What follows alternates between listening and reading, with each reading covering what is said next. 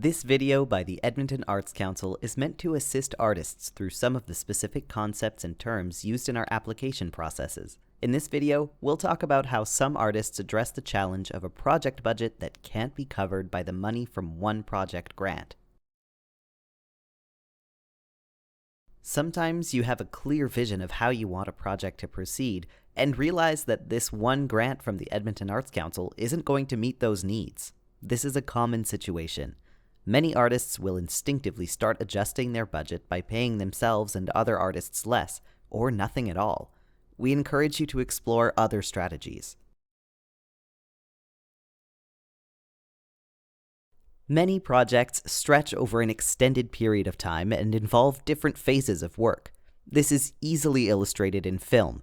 A short narrative film involves work on a screenplay. It then goes on to pre-production work that includes casting, location shoots, design processes, and construction of production materials. Then there's a shooting period that could last days or months. There's a post-production period involving editing, music and sound, and sometimes additional filming. Finally, there's work in submitting the film to broadcasters, film festivals, and so on.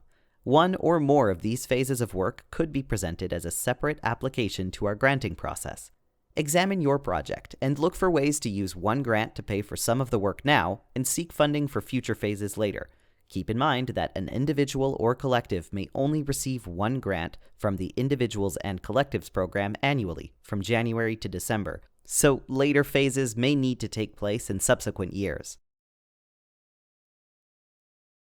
The Edmonton Arts Council has no restrictions on projects that we fund also receiving support from other sources.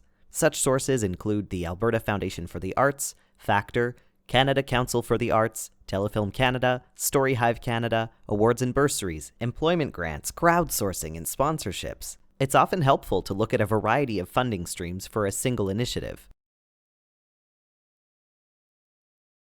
The Edmonton Arts Council requires that project revenues and expenses match. Rather than reducing the fees paid to the principal artists in your budget in order to make the project budget balance, you may wish to leave those fees at the rates you would like to pay and include in the revenues section an artist contribution. This is, essentially, an amount that you are committing to contribute back into the project if necessary in order to balance the budget. There is an unstated assumption that if a project receives additional funding or expenses go down, this artist contribution will also be reduced. If you have any questions about this or other aspects of our grants program, email us at grants@edmontonarts.ca.